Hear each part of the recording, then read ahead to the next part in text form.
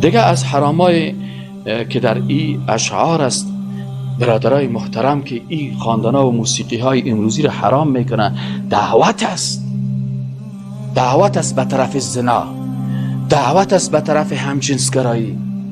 اکثرا شاعرها را ما بسیاری وقتا شنیدیم، موترها که سوار میشیم اشعار از اینا را میبینیم. در یک موتر سوار شدم که همین شیرها را خوانده میره که کومیت مچم شیر وارو، بینید پنیر وارو، چشمایت قیر وارو چی از. آخر ما با دریور گفتم تو خجالت نمیکشی که اینجا تفلکای خرد شیشته و تو این اشعار میمانی؟ این شیر برای مادرت میمانی، برای خواهرت میمانی، برای دخترت میمانی. اگر ایره به خواهر و مادرت بانی، باز در روز قیامت در لیست دیوس ها میری.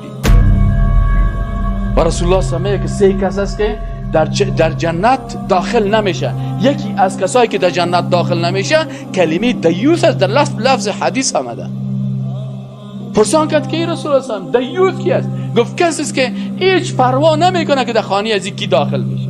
در خانه خود که آمد یک دقیقه از این است که در تلویزیون پشتی کجام است، هیچ به تفاوت است. خانمش قرار شیشه در تلویزیون قشتی کج سیل میکنه، باز دیگر روز عریضه میکنه.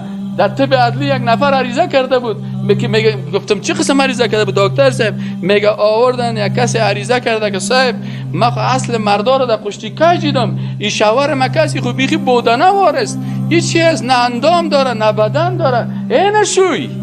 حالی شوهره که برای خانم خود ات یک فیلم نشان میته و رسول الله صلی الله علیه و سلم میگه که لا يدخل الجنه، در جنت داخل نه. مرد برهنه در تلویزیون میه، مرد میرقصه، مرد با زنای وندو لوتک میزنه و اینمی نفر با اینمی ریش خود، با اینمی چهره خود که میگه من مسلمان هستم، یک ذره در پیشانوی از این تغییر نمیآید.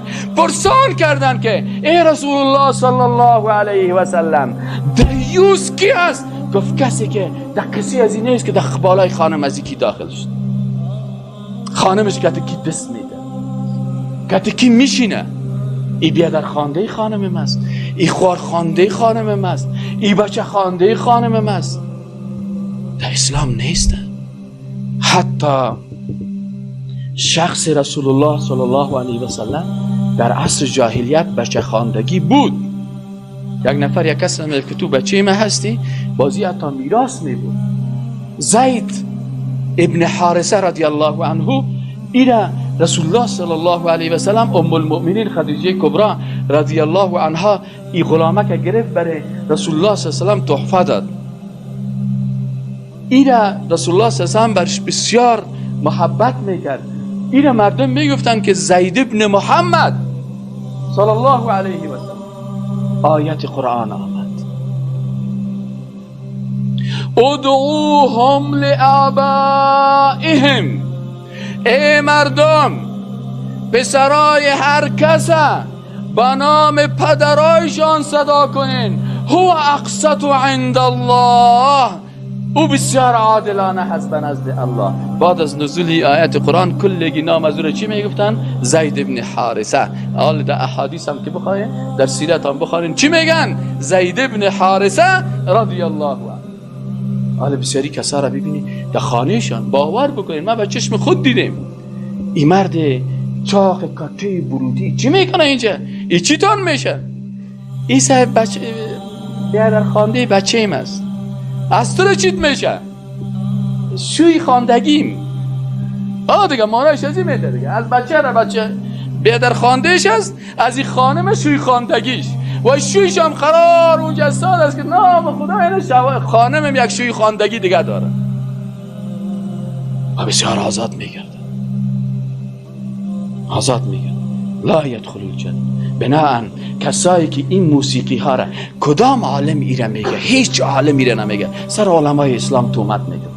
و عالم میگه که شعری که در اونجا بعضی علمایی که بعضی از اشعار و بعضی از ترانه ها و بعضی از انواع موسیقی چرا میگه موسیقی مثلا در زبان عربی بعضی هم میگن موسیقی چی میگن؟ میگن موسیقی که مباح است، ولی اون موسیقی را ما هم میگیم مباح است. او کدام موسیقی هست؟ میگن موسیقی صدای پرنده ها. یک بلبل میخوره در باغ شیشتی، بلبل است و اینی بلبل است و کنری هست و فلان است و فلان است. اینی پرنده ها و ترا را صداش میگن، اینا موسیقی طیور میگن. اما عالم نیست که بگه که یک شاعر بخیزه توصیف چهره زنا را بکنه و توصیف از زنا را میکنه و غزل سرایی میکنه، باز او را بخیزه بگه حلال است. این مطلقا حرام است. شعر یک سخن است.